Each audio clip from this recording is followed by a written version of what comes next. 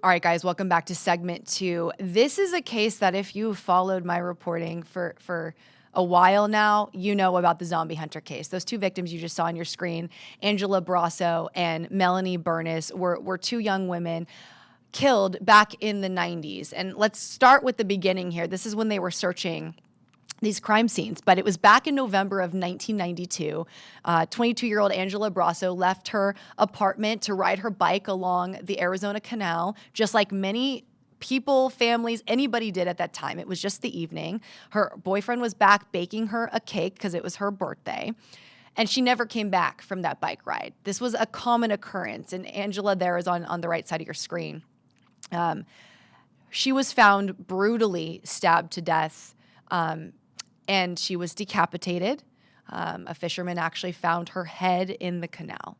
And at that point, investigators knew this was so heinous, and it was a worry to the whole community, because if a woman who was just bike riding in the evening, it was still light out, could be killed like that, who was next and who was doing this? And at the time, I mean, these cuts, these stabs were so precise. They thought maybe it was like a military person or somebody who would have a lot of experience with that kind of knife and type of violence. Next to Angela here is Melanie Bernis in September of 93, so not even a full year later. She was 17 years old, Arcadia High School student. She was also biking along the canal, but a different part of it in Phoenix. And she was found dead, stabbed to death, and also dressed in this kind of weird swimsuit that didn't belong to her. These two crimes shook the community, but perhaps the most stunning and concerning part of this whole thing at the time was that investigators were able to determine that the same DNA was left at both crime scenes, but they couldn't figure out who it belonged to. And remember, we're talking early 90s at that point. So DNA really had not come to where it is today, but they knew they had the same perpetrator DNA. So fast forward decades later, and they still have the DNA from both cases, and thought maybe some new technology like genetic genealogy could make a match into who this belonged to. And so they ended up hiring an outside source, a genetic genealogist, to look at the DNA. That genealogist was able to come up with the name Miller. And that's when investigators started going into their files to see if they had any potential suspects that matched that. Well, they ended up finding somebody in their files named Brian Patrick Miller. And in just a minute here, we're going to go into how he was caught. But you can see him on your screen right here. Brian Patrick Miller's DNA was a match to both of those scenes. The thing about him is he was no stranger to the community, because at the time when he was caught in 2015, he looked like that. You see him on your screen right here, the zombie hunter. This was a man who bought an old police car, tricked it out, put a zombie in the back, put blood dripping off of it, would dress up, show up at parades, would show up at the Renaissance Festival, would take pictures with detectives like the good guys out here fighting the bad. He had this whole trench coat get up and a Gatling gun. I mean, this was a thing in Phoenix. You knew who the zombie hunter was. And to think now that this man, decades later, was then connected to these heinous murders in the early 90s when he was young, was completely startling. This was a really intense investigation, and we can credit the fact that Brian Patrick Miller was caught at all to the cold case detective that spent a lot of time trying to track him down. So I want to bring in our live interview tonight, Troy Hillman. Troy, you and I have worked together now for, 5 years on this case. Yes. It's been a long time. I mean, you put so much time into all of this. And so I think what people don't know or may not know is how much truly went into catching Brian Patrick Miller and what those implications were at the time. And I should note, he has gone through a very lengthy trial. He was found guilty. He tried to say he had dissociative amnesia. The judge did not buy that, and he was sentenced to death. So he is now on death row here in Arizona.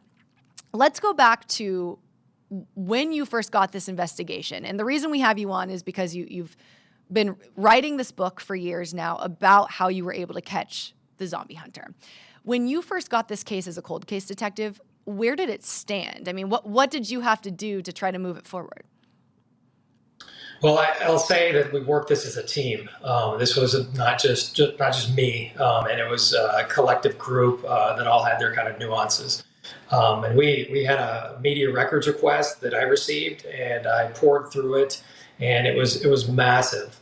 And I guess I looked at it and I said, why don't we know? Why don't we know where this guy is or what he's done? Or you don't start off by Yeah. doing what he did to Angela and then leave off. There was just so many unanswered questions, and the level of brutality was off the charts.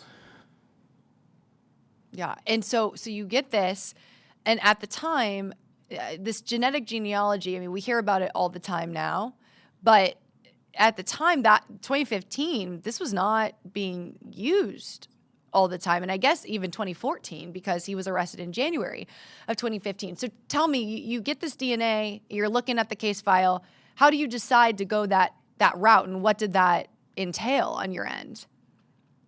Well, we got a call from Dr. Colleen Fitzpatrick, and she basically said she thought she could help us, and then showed us basically a PowerPoint of what she did.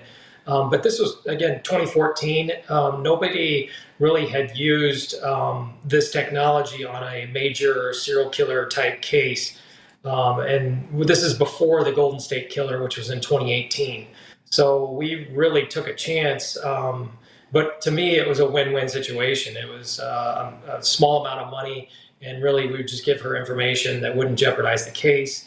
But it took a couple months to get approved. It was also criticized at the time, right? I mean, there was some risk here in terms of privacy and why you would use this kind of new technique versus the traditional way. Yeah, it was kind of labeled as voodoo or witchcraft, some people said, and nobody really understood it. And I think that was kind of the weird part. But to me, you have to, cold case is all about innovative techniques and looking for the latest technology and saying, what can we do now that we couldn't do earlier? So to me, this fit, and the fact that she was able to produce a surname out of a group of basic numbers, and I don't completely even understand what she does to this day. She has a PhD from brilliant. Yeah. But it worked. And then the VDoc Society said, hey, he's going to be in your files most likely. There's over a 97% chance. And so those two things together coalesced, and then there was Brian Patrick Miller. And when you say the VDoc Society, if you could tell our viewers what they do, I mean, they're basically identifying the type of killer you're looking for in a case, right? Yeah, they're a society, a group of experts that meet kind of pro bono and go over cases for detectives around the country and give ideas on what we've maybe missed and what we could do, new techniques. And one of the main things was this type of guy is a Bundy Dahmer, and he's going to be in your files. I mean, and you could kind of characterize him in that. I know it's different, but same kind of high level of violence and repetitive offender. So you get the name, and I know we talk about this all the time among us, but some people might not realize when you get a genetic genealogy name like that, it's a really great lead, but it is just a lead. It's not confirmation that somebody did something. So you get this lead, and you guys have to perform what I would say is an undercover operation to get Brian Patrick Miller's DNA at a Chili's. Can you describe how this undercover op went and what you guys got? So we had been following Miller around. He'd worked at Amazon, and he drove the zombie hunter mobile. And every single break, he'd go out there and just listen to heavy metal, and really didn't discard any trash, didn't smoke. So one of my brilliant detectives, Clark, said, "Hey, I've got a kind of a ruse," and he basically ran it by me. I was good with it, and basically it was, "Hey, we want Brian to think he's going on a job interview of a sorts." And basically look for we knew he was into security, and his mom was a detention officer, so he took the bait. Basically, we wanted him to kind of think that he was on this job interview at Chili's, and he showed up, but the only problem was he brought his 15-year-old daughter with him. And so what'd you do about that? I mean, she's there, but you needed basically his DNA from like a cup or a plate, something like that, right? Yeah, we needed to keep eyes on who was doing what, and because we knew Clark was meeting with him and busy. So we had a couple groups at different tables kind of watching what was going on. And it was kind of surreal because most people were Friday afternoon at happy hour, boneless wings and beer. But we were so focused on this potential serial killer that was right there in front of us. But I can't emphasize enough that during this 3.5 year journey that we hunted him, that there were so many ups and downs and so many perpetrators we ruled out. So we were trying to pump the brakes on not getting too excited, but we were pretty. He lined up on paper. And you were able to get his DNA from a cup from that Chili's, and that ultimately did match the DNA from the Canal Murders killings. So he's arrested. I mean, and this just sends the community into a frenzy because they've seen this guy. He's kind of a public figure. Weird, sure, but I mean, people knew who he was, and he would take pictures with everybody. In terms of looking into Brian Patrick Miller, I mean, gosh, you and I could talk for hours about the amount of evidence that was in this case and the amount of disturbing things we found too. Bizarre things on his Amazon wish list and like pornographic, showing violence with nude women and children and a binder full of these kinds of things. I mean, the list kind of goes on and on with some disturbing things that he had. But one thing that we learned in the trial that they elaborated on was that they found Brian Patrick Miller's notebook, and in it was something called the plan. Can you talk to us about what the plan said in this notebook? Yeah, the plan was something. So Brian was incarcerated as a juvenile and for stabbing a woman in the back, of all things. And basically, his mother found this plan or this notebook in his room, and she said, "I need to take this to the police." So she took it to Cactus Park Precinct and turned it in, and basically it detailed. It named a woman who appeared to be fictitious, but basically walked through what she was wearing and really got into detail on how he was going to rape and kill her. And it kind of paralleled our first murder with Angela Brasso, and it was chilling in that aspect. Yeah, and that became something that I think affected the judge in his trial as well. Just the fact that he had these thoughts and had a plan to carry them out. And you did say it. He was a boy, a teen. He had stabbed a woman at the bus stop that he claimed looked like his mom or reminded him of his mom. He had an interesting and complicated relationship with his mom. And that woman, thankfully, is alive today. There are a couple other victims that are likely linked to Brian Patrick Miller. Two of them were up in Washington. But one of them here, the Brandy Myers case, if you could just let our viewers know who Brandy Myers is.